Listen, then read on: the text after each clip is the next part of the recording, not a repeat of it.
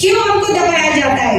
बहुत से महिलाएं हैं जिनको घर से बाहर भी नहीं निकाला जाता है। क्यों? वो कुछ कर नहीं सकते। जो कुछ हम लोगों ने सहा और जो हम आज भी सह रहे हैं, मैं एक भारतीय ईसाई हूँ। मैं गर्व से कहती हूँ कि मैं एक भारतीय ईसाई हूँ। संविधान में आर्टिकल 25 हमें कहता है कि हम किसी भी धर्म को मान सकते हैं। हमें बिल्कुल अधिकार है, किसी भी धर्म को मानने का आजादी है पूरी। तो एंटी कन्वर्जन लॉ किस बात का है?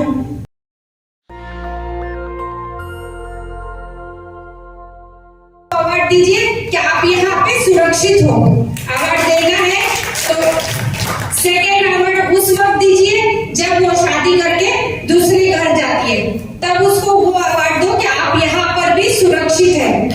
आज हमारी महिलाएं सुरक्षित नहीं है, ना हमारी बच्चियां सुरक्षित है। क्यों? ये सब यहाँ पर बैठे हुए सभी लोगों से मैं सवाल पूछना चाहती हूँ कि हम लोग सुरक्षित क्यों नहीं है? क्यों हमको दबाया जाता है? बहुत से महिलाएं हैं जिनको घर से बाहर भी नहीं निकाला जाता है। क्यों? वो कुछ कर नहीं सकते।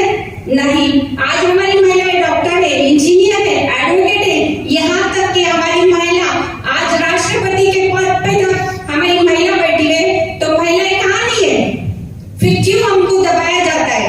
महिलाओं का हक नहीं दिया जाता है।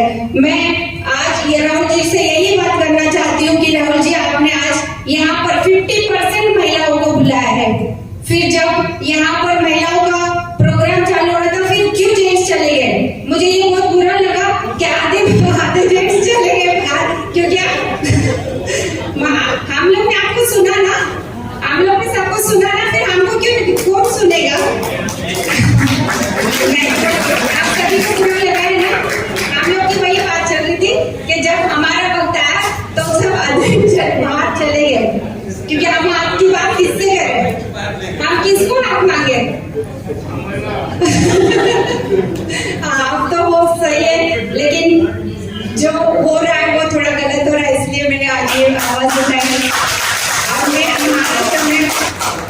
महाराष्ट्र में मैं सिर्फ महिलाओं के लिए काम करती हूँ। आप सभी से ये बताना चाहती हूँ कि महिलाएं आज कहाँ पर नहीं है। मैं आपको एक एग्जाम्पल देना चाहूंगी, जो मेरा ही एग्जाम्पल है कि मैंने 15 साल ऑटोमोबाइल लाइन में काम की हूँ, और वहां पर ऑटोमोबाइल लाइन में आप देखोगे एक भी महिला मुझे दिखी नहीं। तब मुझे जो गर्व फील हुआ जब मैं मीटिंग्स में जाती थी, तो वहां पर सिर्फ मैं अकेली लेडीज वहां पर रहती थी।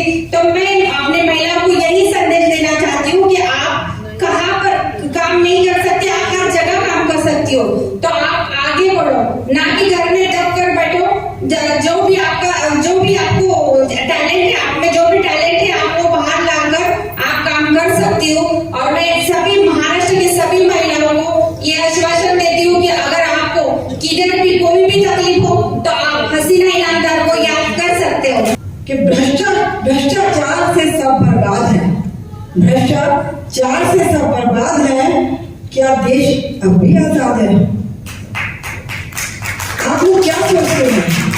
क्या हम आजाद हैं?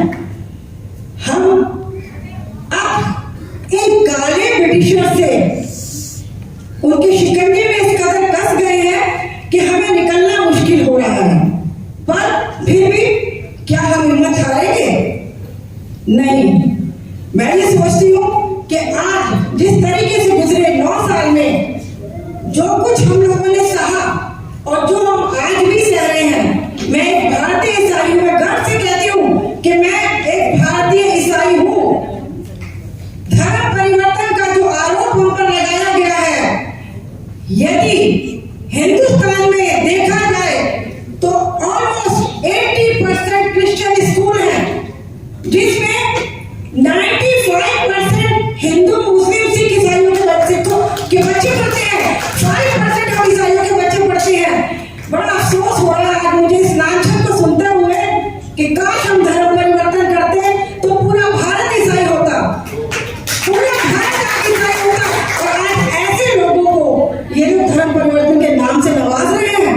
बड़े अफसोस की बात है। हमारे ईसाई स्कूलों से ये सारे नेता लोग निकले हैं। हमारे ईसाई स्कूलों से पढ़ के आज ये विदेशों में बड़ी बड़ी शिक्षाएं ले रहे हैं। विदेश किसके हैं? तो साथियों, इस चीज को हमने सोचना है।